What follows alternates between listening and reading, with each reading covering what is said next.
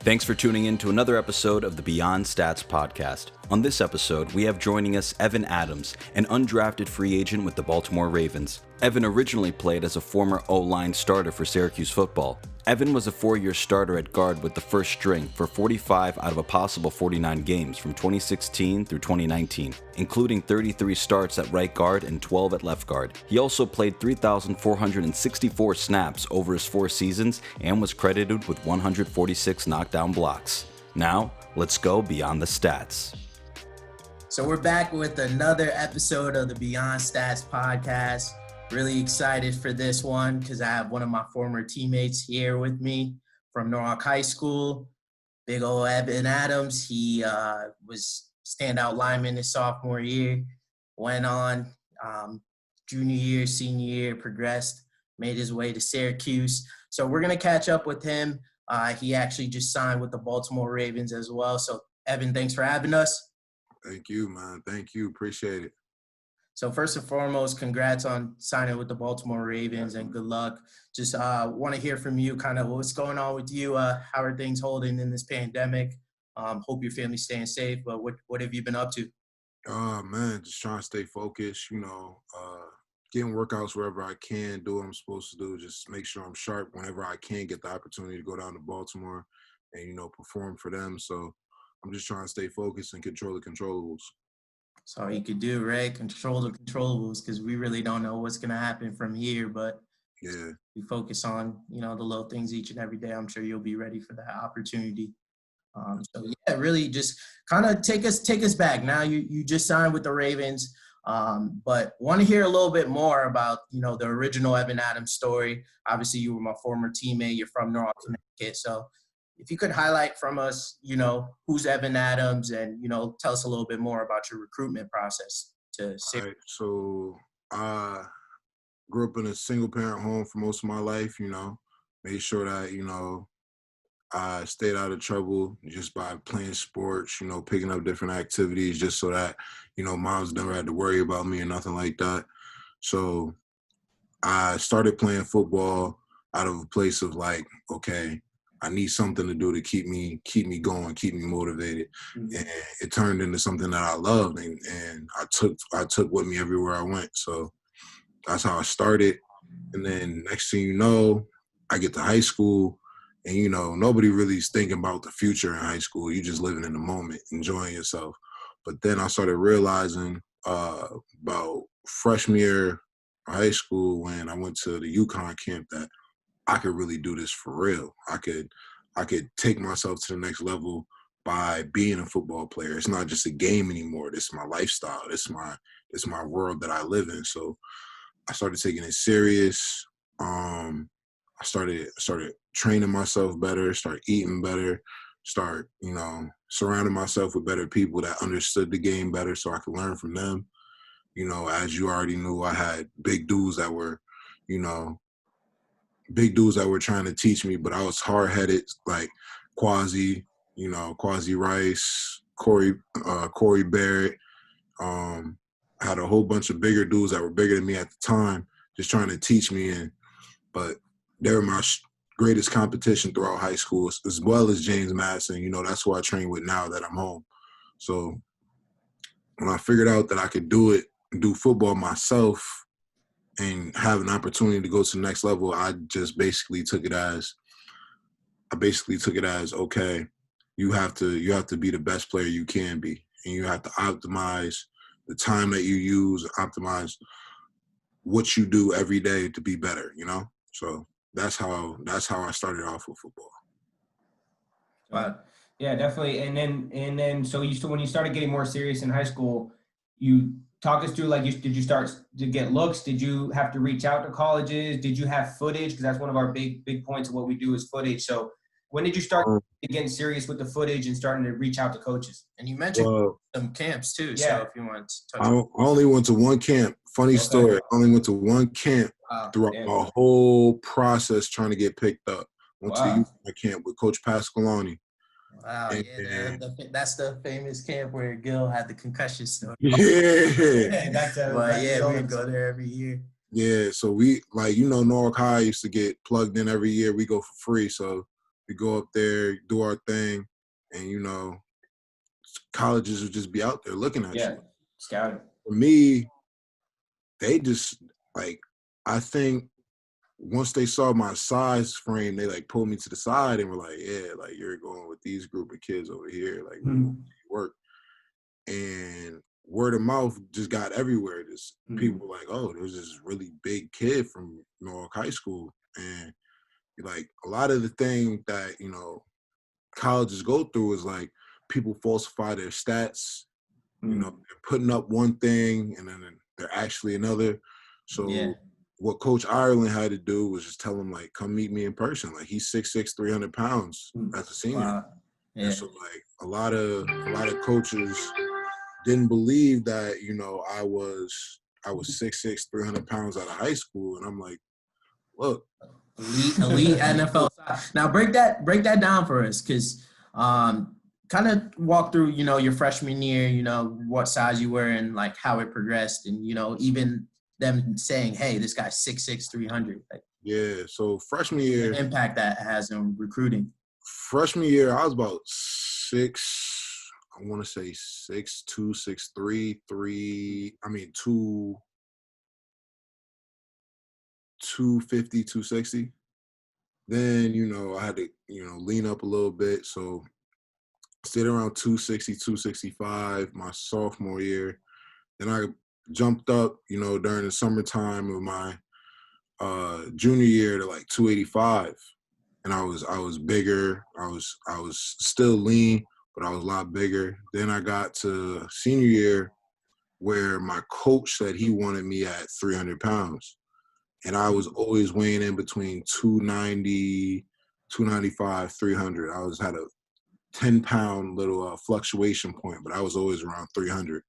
So coaches didn't believe, you know, like, okay, this kid is really this big and he's really this strong, until they come see you in person and they sit down and they're looking at you like, that's a massive kid right there. So they, like, once, I think it was the first one to truly come in and meet me and sit down with me was UConn.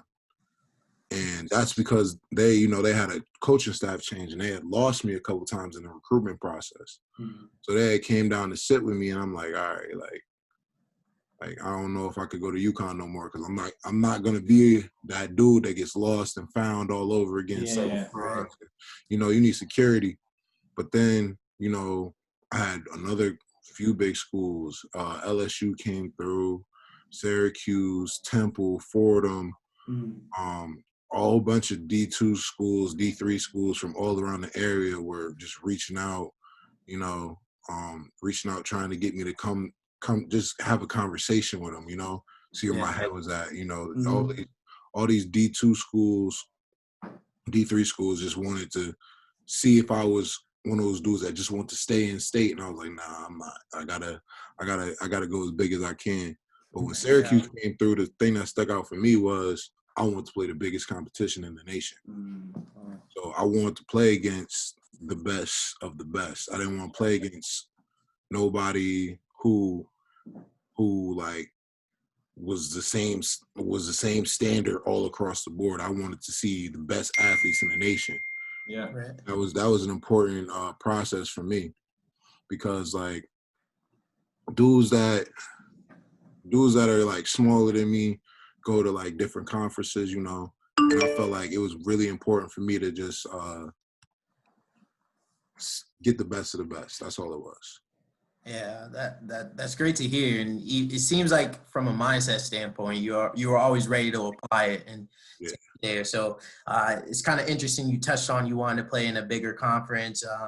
Explain that, you know, experience transitioning, you know, to college athletics now and being at Syracuse, and, you know, transitioning to college. How did that mindset help you shift? Yeah, so for me, I had to transition through from high school to college, because, you know, as far as what we went through in high school, we weren't taught very much. We weren't true students of the game because, you know, our coaches did the best they could, but, you know, we didn't get taught everything. Right. You really had to apply it on your own. Yeah. you really had to commit to it like it was a job. Like It was a job. like it was either sports or working, and like. And then like you know, as far as the Noah Kai staff, like I love all them, but really, like, if you had a certain coach, you know that if you had a certain coach, you weren't getting taught everything, but you had to go reach out and seek out the information as if you needed as if you needed it and wanted it. So for me, I had the basics down. I knew gaps, I knew techniques, I knew all the basic simple things, but I had to become a true student of the game. So when I got up to college, a lot of kids had to one up on me just because from a mental standpoint, I didn't have all of it. I had to become a student. I had to get used to spending hours in the film room, just watching film, getting to know your opponent, getting to know the people next to you, you know, or just having an understanding of concepts, not just a certain portion of the play, understanding the whole play for what it is. And why it matters. Okay. And why it matters, why your technique matters on certain plays. Like I had to become immersed in this knowledge. And a lot of the time when you go to college, not everybody starts off, you know, with knowledge that, you know, they come from high school. And sometimes that knowledge is irrelevant. A lot of the stuff I used in high school just didn't work. I mean, translate. For instance, I didn't know how to properly pass that coming out of high school, period. For a real fact, we ran the ball. Play action. And the play action was not a play action. It was a run. Roll out, yeah. Like we did not pass the ball at all. So I didn't know how to properly pass that. We called it fire blocking, which was just faking the run so that you could pass it. So I didn't know how to kick set or anything like that. So I had to throw a lot of the techniques that I learned. I mean, some of them still worked in certain situations, but I had to throw a lot of stuff out. I had to really reevaluate myself and make myself understand that, okay, I have to be a different type of athlete. I have to understand everything. Yeah, definitely. Did you come in, like, did they tell you could be a potential starter coming in? So you had to, like, act quick or no? I was way too small. The seniors normally, like, at that level, yeah. I was way too, well, for my first coaching staff, I was way too small. I was weighing in at, they had me at 316. I might have actually been like 310, and the dudes on my team were huge. Like, yeah. Like, they were absolutely huge. Could you name some names? Do you remember who was there when you first came in? Jamar McGloster, Rob Trudeau, Ivan Foy, Nick Robinson, Seamus Shanley, Amari Palmer. I had a whole bunch of guys that were bigger than me, stronger than me, more talented than me, and knew the game better than me, especially with that big pro-style offense that they had. You know, they were running the ball down people's throats, and it was a whole different game. And we didn't run a pro-style offense. We just ran what we could in high school. Based off the talent that year. Based off the talent. I mean, thank God we had Clifford my junior year, actually. We had Clifford my junior year, and he was running downhill killing kids, so we just ran X and power the whole time. So it was very based off the talent that was on the team rather than schematics and knowing that makes sense. Work for you. And I feel like, you know, obviously coming from public schools, it could change sometimes being from a Norwalk year to year. Yeah. So especially being in public school, like you're not dealing with, you know, you get kids that, you know, move away, transfer out. Yeah. Kids graduate. Well, I mean, it's the same as college, but in a way smaller scale. Like, you know, especially when it comes to like the actual talent base. Okay, I go from my freshman year, you know, having this big state team where we had dudes that were just legit. Like, we had guys, huge dudes. Yeah. I remember Quasi Rice was so, like, I was I was a big kid, but he was just so much bigger than me at the time that I was like, yo, like, I need to get like him. Nah, but you know, that's honestly like you could tell Quasi always respected you for that. Cause I feel like even freshman wise, we did have that year that was like, you know, their standout year. Yeah. But in terms of you were that freshman, I was like, no, nah, I got it too. Like I'm gonna be too. You was like, you was willing to go toe to toe. And obviously size wise, like you were never like same thing you said, like freshman year. Like it was a part of your mindset. You could tell because even the way you approached it with your teammates, even the way you approached it, you know, with the varsity guys, you were like, "Yo, I'm on freshman and I'm dressing for varsity, but I'm trying to compete with y'all." Like, you know, and so that's and that's part of the mentality that I tried to carry in college. Like, I'd be like, I love all my teammates. I do. I love every last one of them. I'll fight for y'all. Y'all know I go crazy out on that field for y'all. Like, I'd do anything. But at the end of the day, if you standing in my way, it's a dog-eat-dog world. I gotta eat. So like I can't. You gotta take other people's food, and it's not a personal thing. It's just a mentality thing. You gotta go about it every day. Like somebody's on your back and they want to take what you got. So the thing is, like, you just gotta have that mentality. You gotta have that hunger, and that's a big part of football. Because there's 110 guys on the team at a time, and there's only 22 spots that are really solidified. Yeah, right. So 22 plus the specialist, only 22 spots that are solidified. So you got to figure out where you fit in, and you got to get in where you fit in. Right. You better develop a role quick. Yeah. You got the team. That's what matters. So it seems like, you know, in terms of your transition, film study and, you know, the mental aspect was a big thing that you try to focus on during the transition. Yeah, that was a huge thing. I mean, the film, nobody tells you in high school that you're going to be, like, meetings in college are ridiculous. Like, No joke. Yeah. You sitting in the meeting room, like, you know how bad it is, your first camp, you sitting in the meeting room, borderline about to go to sleep, like. Yeah. And they call on you? Yeah. Man. Oh, man, they call on you like, huh? What, coach? Like, that is the craziest thing.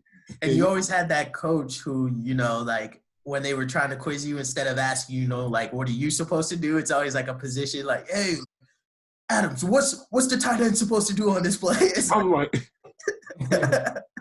what? Like, yo, and they always gonna get you. Like, as a freshman, it's their job to get on you. It builds character. It makes you tougher. Makes you smarter. So, like, for me, as a dude that, you know, just came into that, I had no clue what was going on. So the film room, I had to get used to just watching film. Like, because as a college athlete, you already know, like, you just sitting back and at home with an iPad, laptop, phone, you were watching film as in your leisure time. It's a part of your life now. You just go through and you reading your playbook in class when you ain't got no work to do. You in a big lecture class, you're reading your playbook, going through things that you're supposed to have, you know?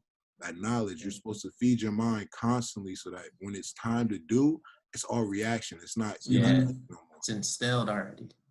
So true. And it seems like kind of as if you were talking to your younger self, that would be a bigger thing. You kind of give advice to, like, hey. Man, if I could talk to my younger self, I would just say, be the best at everything that you do. At every single thing. Me, I feel like as a student, I mean, I had good grades in high school. Don't get me wrong. As a student in high school, I would have applied myself a little bit more. If I'm being completely honest with myself, I would have applied myself a little bit more. I had good grades, but I feel like I could have been outstanding if I really tried my hardest. As an athlete, I'd do anything to be an athlete. Just I would try anything, do anything to be great. But as a student, I feel like I could have been a lot better, and that would have took a lot of stress off me in certain positions and situations. But that's one of the things that I'd be like, all right, yeah, Tony. But as far as college goes, when I got to college, I feel like every mistake I made was worth me making, so that now I am the man I am because of the mistakes I did make. Like, my first semester went terribly. I mean, had hurdles that I had to go through as far as being a student. Like, you know, that first semester was season and school. Yeah, especially tough. being a D1 athlete. Damn, I'm sure your that's schedule tough. on It was different. you might have to break that down for us. What's a D1 athlete schedule like, and how All right. thing to school? Yeah, So, seriously. I'll break it down for you. So you're up at 6 a.m. every morning, regardless of if you want to or not. All right. So my usual Tuesday morning, because, you know, Monday we get that day off from sports. My regular Tuesday morning was 6 a.m. up, ready to go. By 6:30, you're in the gym lifting weights. You know, on Tuesdays we had, I want to say we had bench. We had bench on Tuesdays, and we go through that. You know, you get to after the lift, you go eat, get something in your system, get your mind right for class. You go to class, and sometimes you don't even got time to eat lunch because, like, you have back to back. Yeah. Then you get to before practice. You have what, three maybe 4 classes during the day. You get to before practice. You go eat a little something just to get something on your stomach before, you know, you go out there for potentially. My freshman year, it was about 4-hour practices. Wow. So I'm talking about we were out there for 4 hours. So Damn, yeah, wow.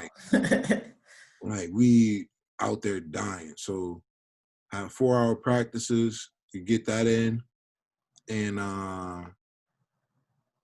after practice, you got to go straight to tutoring.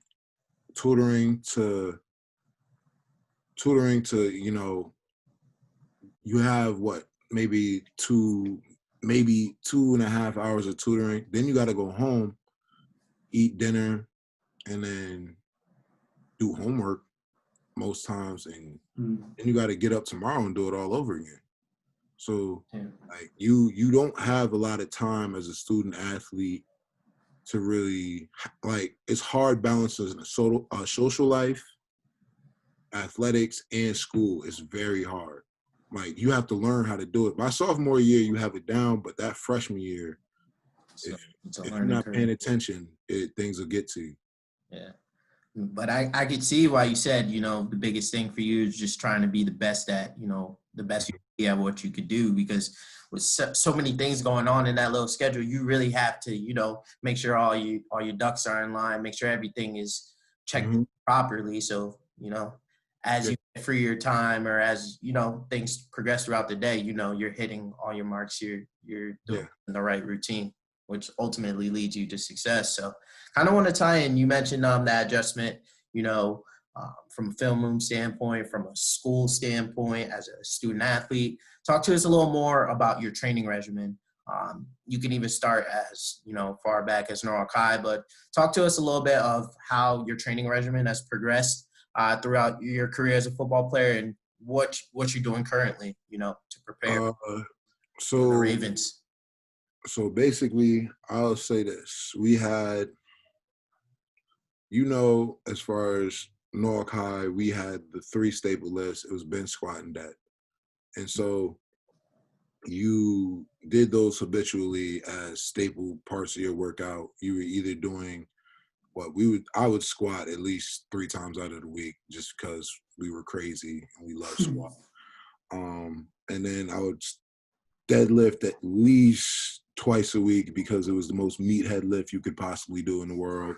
Just because, you know, when you in high school, you just want to be the strongest. Oh man, I actually got a funny story I thought of you did. Yeah. It had to be your freshman year, man. You came in the weight room, he just throws on like 450, just like piling.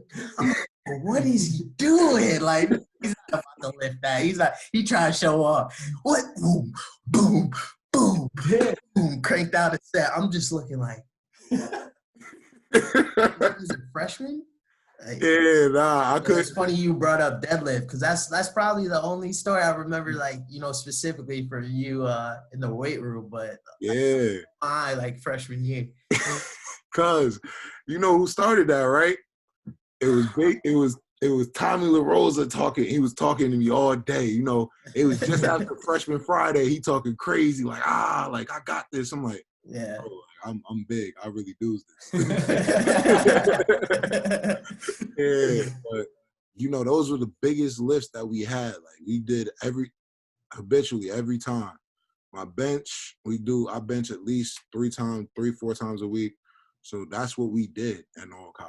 So it took me a while, I would say up until my junior year, to realize like, okay, there's other like things you could experiment with to strengthen your body. Because you're doing big muscle groups and you're only developing big muscle groups. You have small muscles within your body that need to be trained as well. So definitely. I started, getting with Masa, and he'd make up stuff for me to do, just stuff to strengthen shoulders, your knees, ankle mobility, stuff like that they don't really teach you in high school. I didn't learn truly about ankle mobility till like midway in college. Because that's an important part of your game. Your ankles, knees, and hips need to be flexible so that you could get triple extension while you're running. Your hips need to be on point, because the quicker you get your hip up, the quicker you can put it back down and generate power. Like you have to learn all those things. And high school, I feel like it's either they didn't know how to teach us the right way, or they just didn't teach us the right way. And I didn't start trying to be a pure athlete until Coach Moffitt, young Moff, pulled me to the side and was like, yeah, I'm going to teach you how to properly run. And that gave me a huge edge on kids in college. Yeah, young Moff, he was like, I'm going to teach you how to properly run. And then, when I got to college, listen, that gave me an edge. Like, I'm talking about big guys like me, it's either you know how to run or you don't. Right. Yeah. I mean, I done seen some big dudes that, like, I was always heavier in college. I was the last time they weighed me in college, I was 352. My senior year, I was 352. I mean, I fluctuated between weights in college, but I was huge. But I could always keep up with the top 5 linemen that were in my team.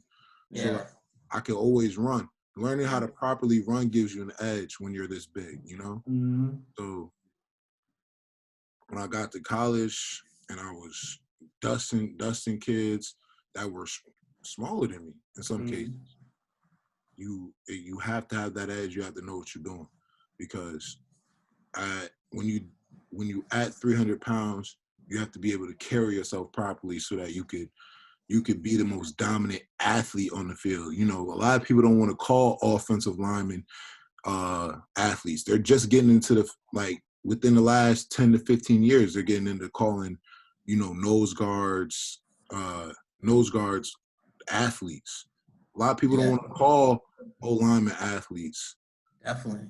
So like biggest, strongest, like you said, fastest moving, like quick feet, being able to apply a lot of things that, translate onto the field. Yeah. So it's a big deal when you have a big guy that can move well. Because I know you what'd you play in college? You were a back? I actually slot receiver. Oh, but you still got to deal with us. On that screenplay, we pull out there, and you don't want to have to wait to make your first cut. You don't have to wait to make your first cut. If we throw that little bubble pass out into the slot, and you got to wait for your old lineman to develop that blocking, you're sitting out there waiting. Come on. Yeah. No. When your O-line is mobile and you see that first guy come around, you like, oh yeah, come on, we going. Yep. We going. And that DB, if you see 300-pound, 350-pound man running at you, we don't want no parts of that. Yeah, nope.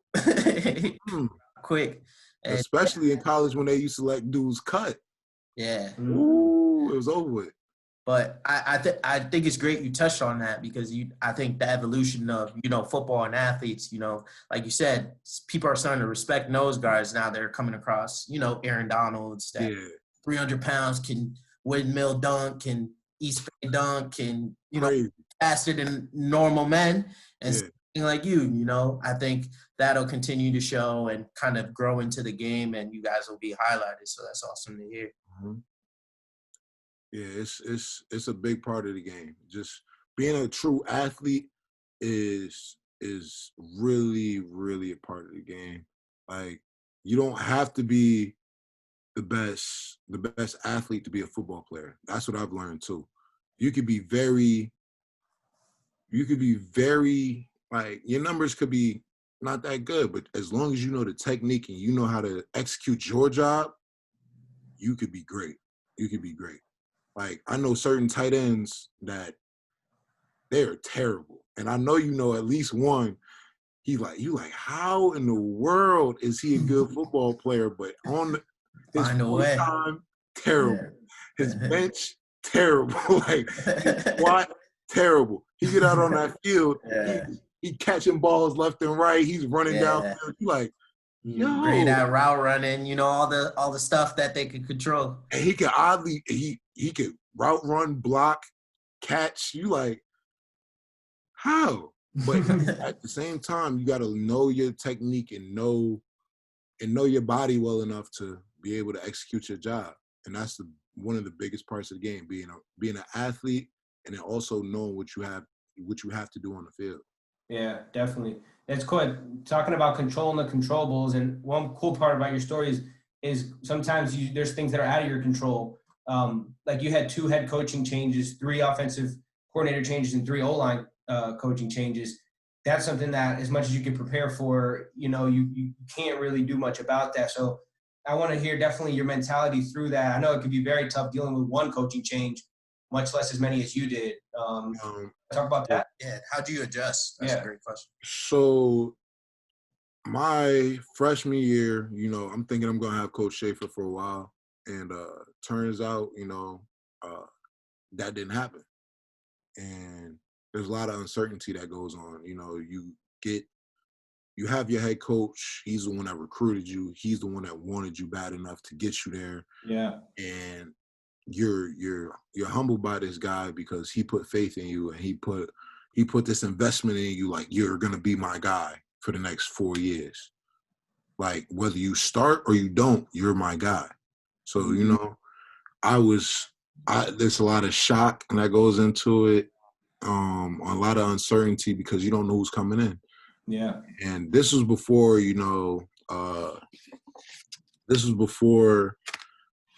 athletes had the chance to hit the portal and just be like, yeah, I'm out. Like, the AD was like, I'm not taking any transfer paperwork until you meet the new head coach.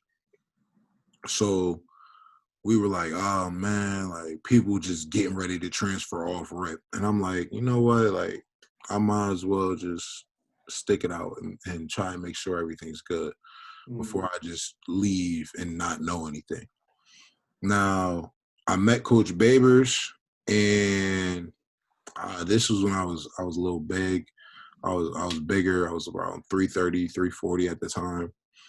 And Coach Babers was like, look, you're too big. You're not going to be able to keep up with my offense.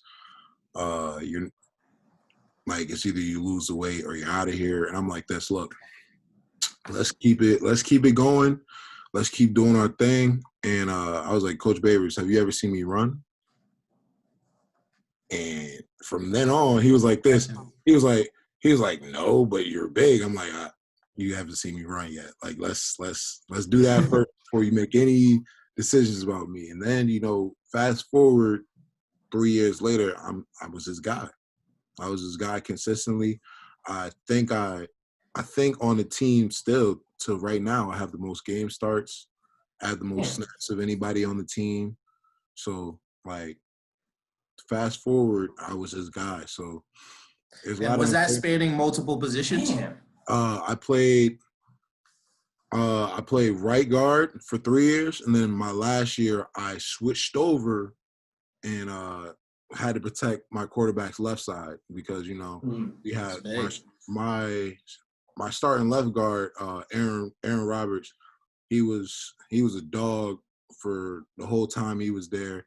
You know, he went through his trials and tribulations with injuries and stuff like that, but he was a dog. But when he left, my coach said there's nobody I trust more to protect the left side of the quarterback than Ev. So they switched me over there.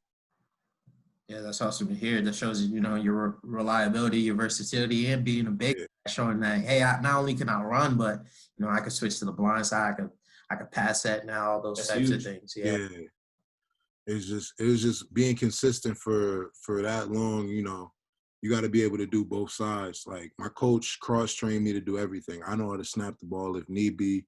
You know, I know how to use a tackle stance. I know how to be a tackle if I need to be. I done played against, I think it was LSU. I played tackle for a few series because my tackle got hurt. You know, I know how to do it all on the O-line. You know, it's everything that you learn from your coach, you got to add to your tool belt because it might come in handy. You know, you're going up a guy that's likes the bull rush. Your hop technique has to be on point. It's a tool within your tool belt. Let's say somebody likes the long arm, like they just getting their hand in your chest and extending, getting that full extension. You got to have, before he even puts his hand on, you got to learn how to club it down and break his balance so that you can maintain and do what you need to do. Like everything that you do needs to be on your tool belt. I like that. So talk to us a little bit more how you prepared, you know, for the combine, for, you know, a shot to sign with the Ravens. It seems like you've already approached it with the mindset of, hey, I need to learn every position. Talk to us a little bit more about that and, you know, your training leading up to it. The training is a little different from, you know, every other training scenario you go through. So we started off when I first got there, they get the height, weight, your base times, you know, you ain't never worked out with them before. So they seeing just where you starting at. I came in around 352, 353, and I was heavy for, you know, from a pro day standpoint, you know. And they told me that they wanted me to lose around 30 pounds. And I said, okay. I'm no foreigner to losing weight in college. Like, that's just part of the game. But, like, I was like, okay, where should I be at? They said, I want you at 320, 315. I said, fine. I get down there. I'm training for 8 weeks, banging it out, you know, extra cardio every day on top of the workouts that we were doing. I was in the gym for 8 hours a day. Yeah. Whether we get in there at 7, leave by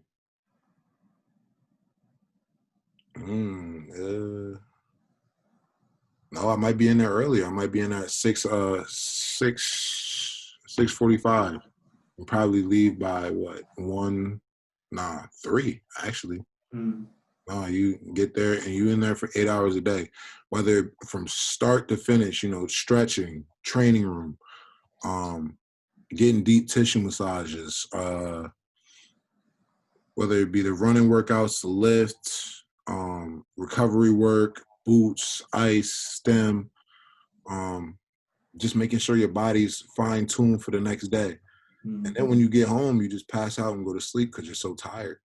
And every day. Where do you train at? Did you train at Syracuse? I trained at Athletic Evolution in Massachusetts, Woburn, Massachusetts. Yeah, pretty very good training facility. They have a good notability with bigs, especially O-line and tight ends. So I was like, all right, I need to go on down there and just see what's going on.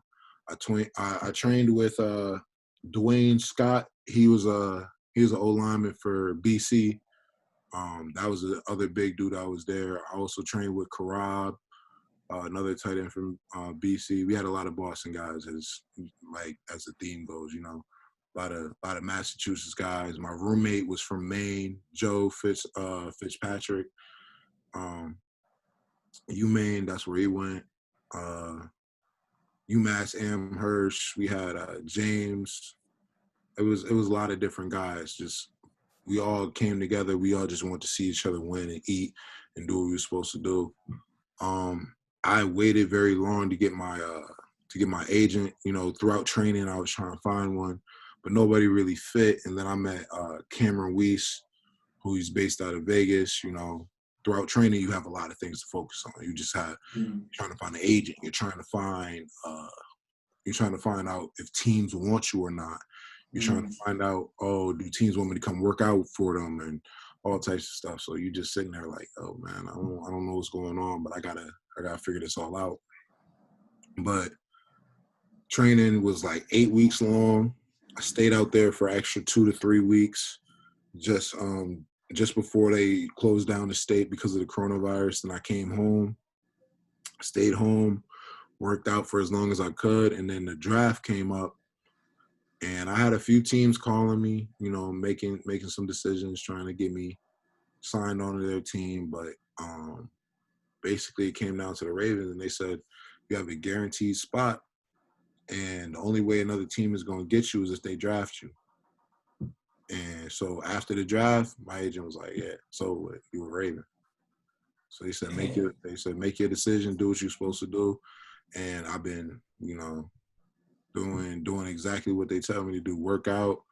You know, I still got some paperwork to sign, but other than that, I'm a Raven now. Man, That's man, awesome congrats, to hear, man. and that's exciting. Congrats. And kind of like going off of that, like what maybe were your first initial thoughts and feelings, like knowing, all right, I'm potentially, you know, signing with the Ravens. I got a chance to, you know, so there. Funny story. What are you looking forward to? Well, I'm looking forward to a lot. You know, I've been you know exactly what I've been talking. I've been talking about this since high school. Yeah. You know, sitting in the locker room with all y'all, just, yo, I gotta get this money, bro. I gotta be the best athlete I can be. I'm gonna be a legend one day. I've been speaking this into existence. Like, I watched, you know, all my predecessors go through, like, just be strong, be great, be fast, and I'm like this. I need to be like them. I gotta earn their respect so that they can teach me all they can, you know? Because when you walk into a high school locker room with a whole bunch of dudes that don't know you, you know, they looking at you like, oh, he is staying, man. Like, I can't even look at him right, because he just not. I had to earn their respect so that they could teach me everything that they needed to, you know? And so when it came down to it, I learned from them, and I said I want to be great. Now, when I went out to college and I did my thing, you know, I took everything from everybody. I learned so much from everybody, whether it be my coach, whether it be other players, whether it be other positions. You know, they have things that they can teach me that I don't need. Like, you have to be open to everything. Yeah. And now that I'm in my position now, I'm thankful that I did all that. You know, I'm looking forward to learning more about the game from a professional standpoint. Because, you know, college, like, if you just want to be an average guy on your team, you don't got to know everything. But now, even if you want to be an average guy, you have to know everything down to a T, because you have that point. From a knowledge standpoint, I just want to know everything. But funny story is, me and James, that's who I train with, James Madison. Every time I'm home, I'm training with him. Everywhere I go, I train with him. So it was my birthday, actually, 25th of April. I got picked up on my birthday. So I'm training with James. What a birthday. Yeah, it was crazy. So I'm training with James, getting his squat workout in earlier that day, and my agent called me and said, yo, you have a guaranteed spot on the Ravens. Like, just let you know, like, after the draft, nobody picks you up, the Ravens got you. I was like, all right, bet. So I get hyped, walking in the gym, we finish our workout out, and then I go to his sister's house for my birthday / draft day celebration, because it's the last day of the draft. And so his sister, you know, had us over, just eating, having good food, good surroundings. You know, it was only like me, James, his brother, and his sister's fiance. So we all sitting around just making sure everything's good, making sure everything's straight. My agent called me. He was like, "Yeah, so you a Raven now?" Like, and I'm like, "This no way! Like, it's crazy! Like, let's go!" And James, me and James is my family, so I was like, "Yo, let's go!" I called my mom. I called my my girlfriend, and I was like, "Yo, like we about to be great. We about to be great."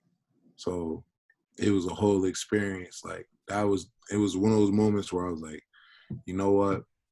I'm thankful that I went through everything that I went through to be at this moment right here. But then, you know, the next morning when everything cleared up, you know, my head was clear. I could think straight.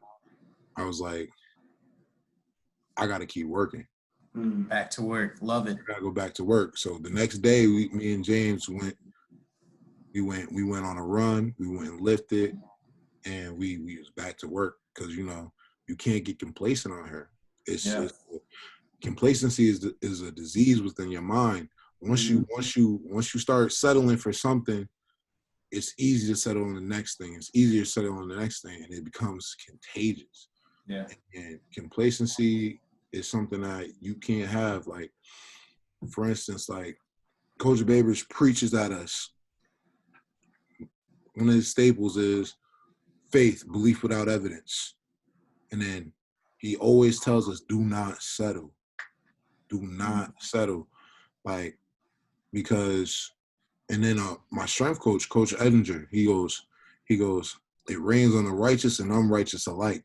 You never know when it's your time. You gotta take everything and every day, like it's your last. You gotta prepare like every play is your last.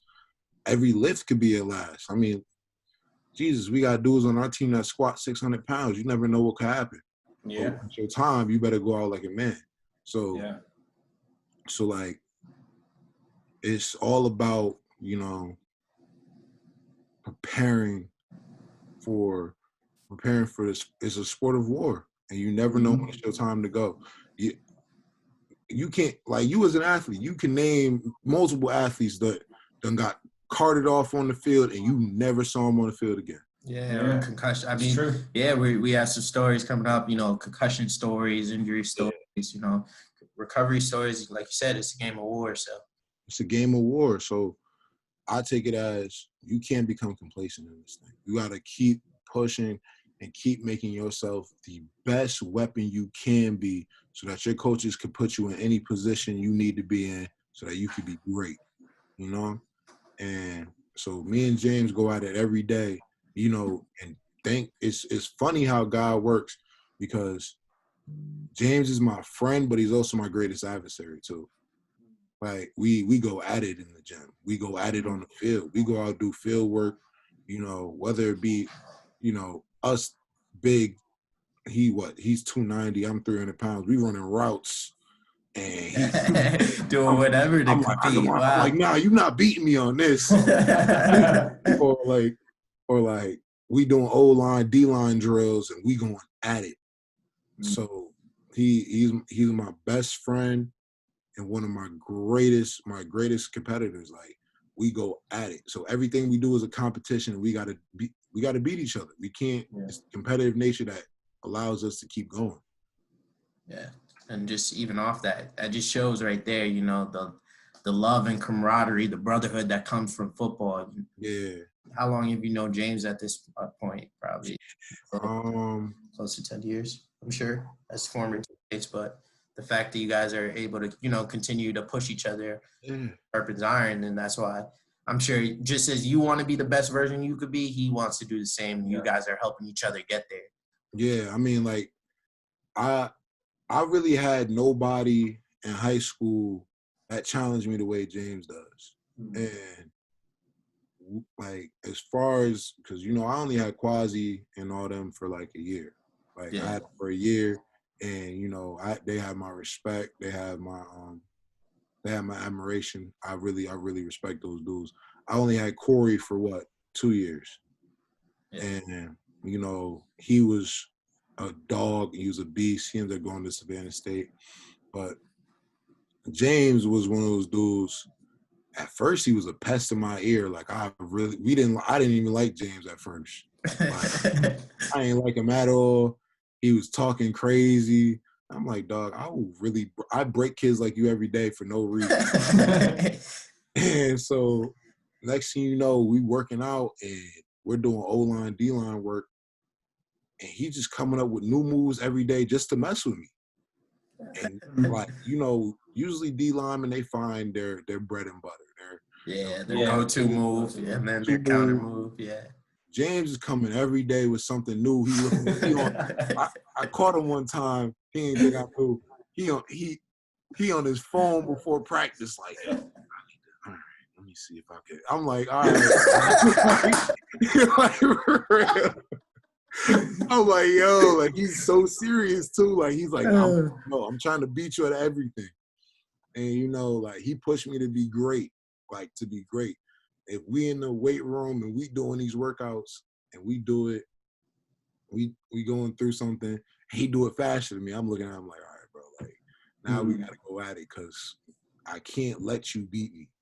Yeah. So like it's the camaraderie is real because, it's like having a little brother that he's on your neck 24/7. Yeah. He's on your neck 24/7, like, and he makes you better because you learn how to deal with him. So it makes everybody else that's in the world, makes them easy to deal with because you got to deal with him. Yeah, it keeps you on your toes, keeps you sharp. Oh, yeah, keeps you on your P's and Q's. That's my little brother, for real. That's great to hear. And just want to say thanks again for, joining the Beyond Stats podcast. Best when this pandemic's over and you get your chance with the Ravens. I know, with your mindset first and foremost and your versatility as a lineman, you'll have a great opportunity, and I know you're going to make the most of it. So, got the whole city of Norwalk, the state of Connecticut, Syracuse Orange family supporting you regardless. So, either way, just congrats on just your career so far, and just keep going, keep pushing, man. And I call you a former teammate, a friend as well, more than anything. And yeah, man, it's good to be home for a little bit. I get to experience Norwalk because like once you leave for college, you don't really get to come back that often. Yeah, seriously, yeah. So this is the longest I've been home in years. So I'm seeing people that I haven't seen in years. I get to experience my home because as much as I called Syracuse my home for 5 years, there's nothing like coming home and seeing your family, people that, took care of you as a little kid, watching your city grow, watching the differences, the changes. I'm like, I come back home one time. I'm since when Norwalk got a mall, like, you see all these changes, and I'm like, yo, like, it's just good to be home. Like people like you hit me up when I get home. It's a healing experience because you off on the road and these people don't know you for who you used to be. They just know who you are when you get up there, and it's a good experience. Like you got people that love you and support you from back home. That's great to hear. Well, thanks again. Thanks again for listening. Signing off on another episode of Beyond Stats podcast. My name is Mark, alongside my co-host Diego. Got Evan Adams, the Baltimore Ravens free agent signing. And for listening.